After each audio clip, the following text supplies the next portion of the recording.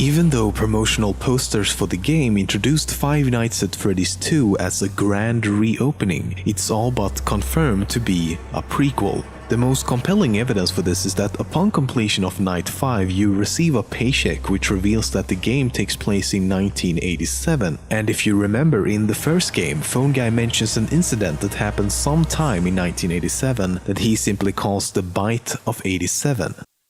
They used to be allowed to walk around during the day too. But then there was the Bite of 87.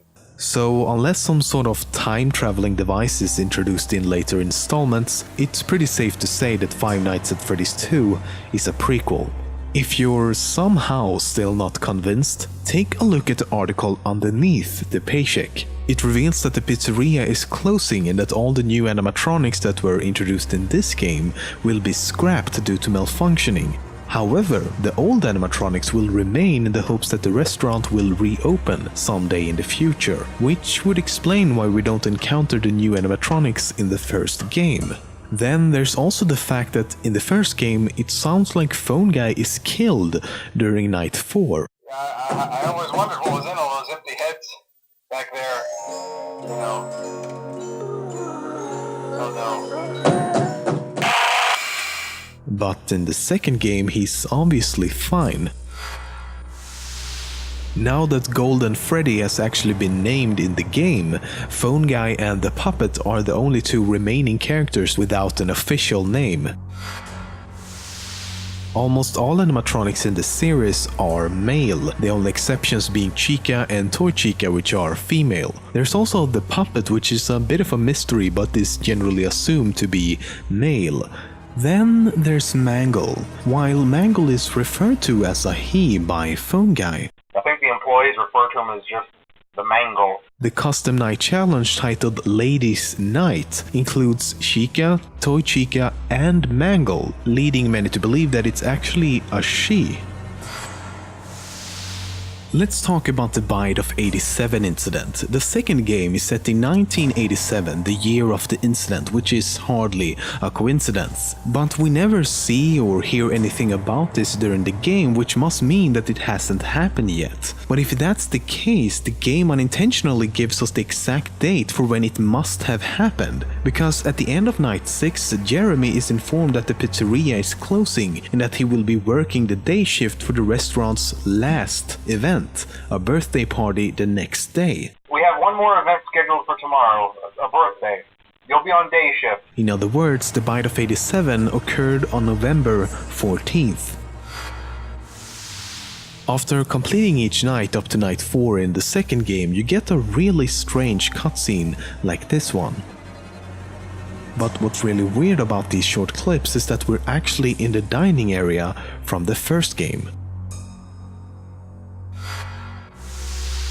The creator of the game, Scott Cawthon, is also the voice behind Phone Guy. Hello? Interesting to note is that even Scott himself simply calls him Phone Guy, which might suggest that he doesn't have an actual name yet. After playing the first 6 nights in the second game as Jeremy Fitzgerald, you actually play the 7th custom night as someone named Fritz Smith. What's interesting here though is that his name is very similar to the surnames of the two main characters. Fritz taken from Fitzgerald and Smith taken from Schmidt. As I'm sure most of you know by now, sometimes after one of the animatronics attacks, the game doesn't end. Instead, you get to play one of these top-down 2D minigames. I won't go into what these games could potentially be about because at this point we really don't know. But after reading through several forums, the wiki and of course playing the game myself, there might be a few things you've missed. For example, in all but one of these 4 minigames, you'll hear a distorted voice calling out different letters.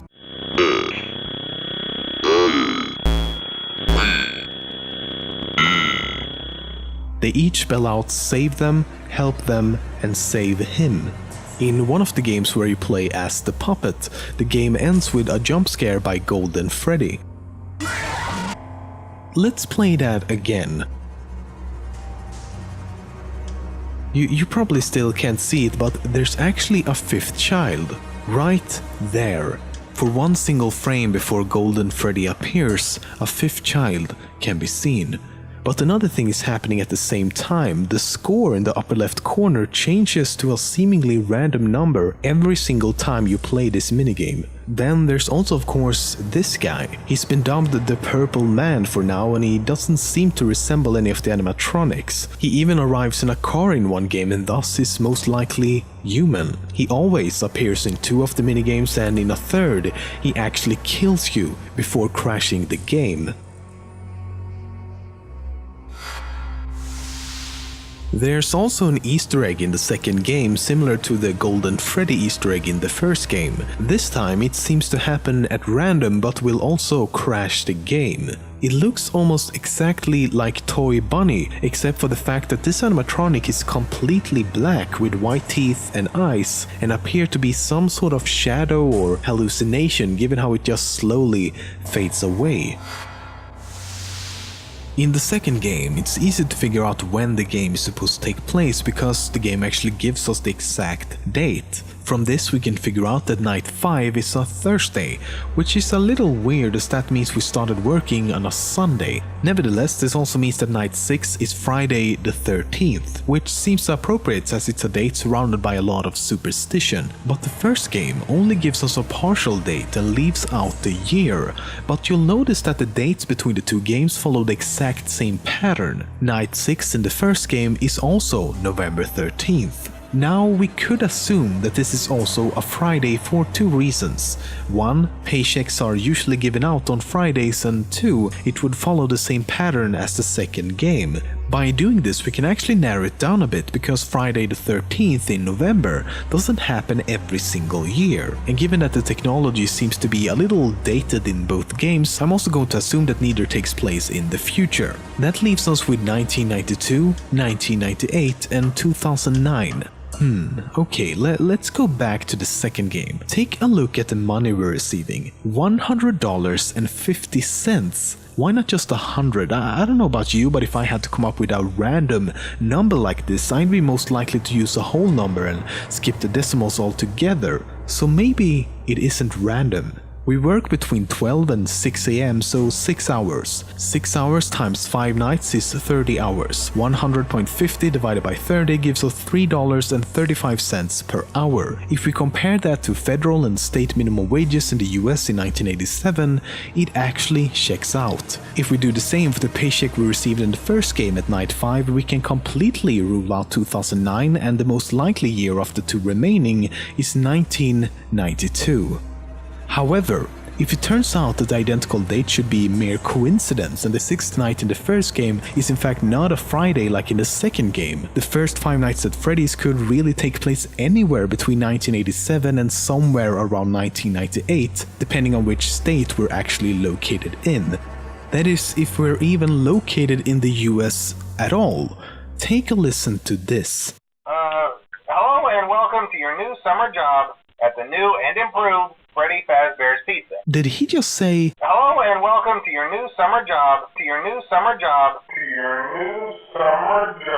As far as I know, it's not considered to be summer in November, unless you live in the southern hemisphere where summer actually starts in December and all of a sudden, welcome to your new summer job, would make a lot of sense.